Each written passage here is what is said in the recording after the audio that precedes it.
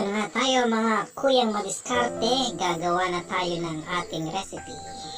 At ito lang ang ating kailangan. At kailangan lang nating painitin ang ating kawali para sa ating sisingag. Sanag natin yung ating yan, bawang at sibuyas. Kailangan mainit na yung ating kawali bago yat mainit na nahawakan dito. Yan, umiinit na siya. May tubig pa yung ating kawali, kaya kailangan tuyo yan bago natin siya lalagyan ng langis para igisa ang ating sibuyas at bawang. Yan, lagyan natin ng konting langis para sa ating pagigisa ng ating sibuyas at bawang.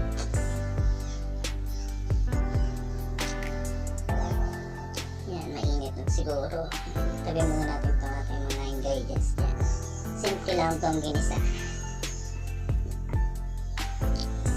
Lagyan natin ng bawang.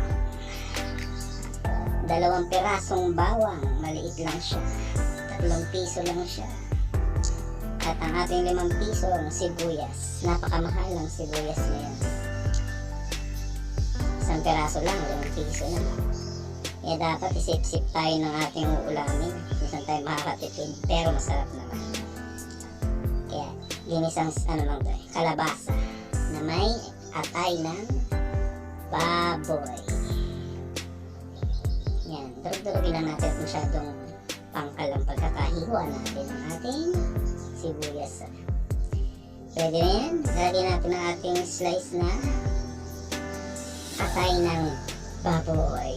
So ayan, tira lang yan ang niluto kahapon, kaya naisipan ko na lang may kalabasa dito, higis ko na lang sa kalabasa yung atay, so masarap din naman siya. Yan, kailangan lang halu-haluin. Maraming pwedeng gawin sa mga ulam na tira-tira lang yung mga sangkap. Yan, sa pagigisa dapat lagyan na rin natin ang ating pampalasang konti, paminta. Kunti lang kasi yung paminta kong gamit ay puro. Napakahal niya pag napadami. 50 pesos yata yun eh. Isang guhit. Yan, sa pabrikang pinagtatrabaho ko nabili sa mga kasama ko doon. Yan, okay na siya. Lagyan na natin ang ating gulay. Sarap ko eh, pampalinaw daw ito ng mata. Kalabasa. Isang buo lang siya eh. Maliit lang siya, mga kalahating kilo. Kalahating kilo, buo pa, may buto pa. Di talata, wala na. Ang kalahating kilo ay 4 na guhit na lang. Yan, lagyan natin ng Ajinomoto. Konti lang siya, lahat ko na. Tira lang yan. Tipid lang tayo sa ating pangulam at napakahirap ng buhay.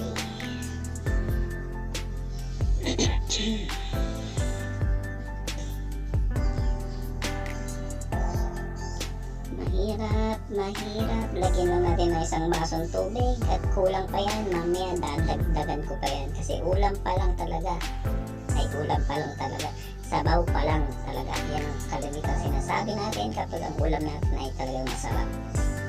Sabaw pa lang, ulam na. Yan. Hintay lang natin siyang maluto. Ganyan lang yan. Halo-haloin ang ating gulay. Yan.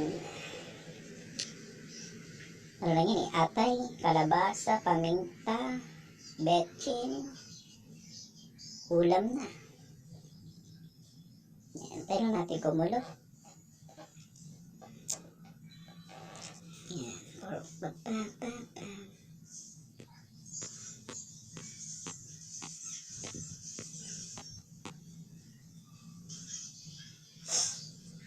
tingnan natin kung malambot na ang kalabasa. Pag malambot na ang kalabasa, pwede na yan kasi maya-maya pa yung uulamin, panghali. So malalabog yung ating kalabasa.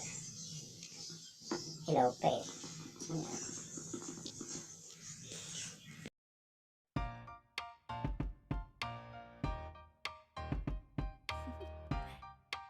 Do you want to know?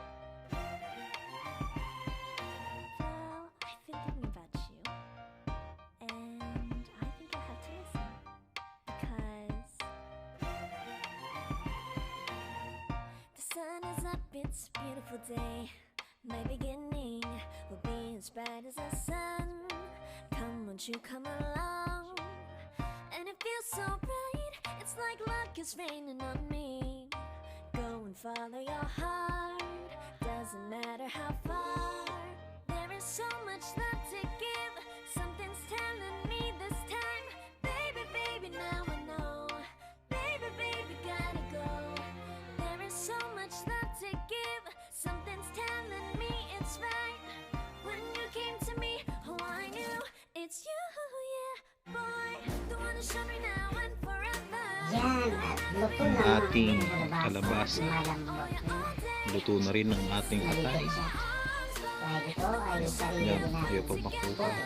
Yan, malamak na. Kaya dapat tayo Pwede na yan. sa mga gulay sa ating mga bakuran. Pero pakinabang pagdating na takdang You bumahan. and me on this beautiful day, and it's smiling, holding on to you tight. I guess our hearts can align, and it feels so bright. Hanapin ang ating ginisang kalabasa na may atay. Serve natin. Tatabi lang tayo para mamaya maubusan tayo. Madaming kakain. Yan, sarap. The best talaga siya. Kahit simple lang malasa. Kapag ka dinaskarte ng luto yung ating simpleng ulam ay magiging special na ulam.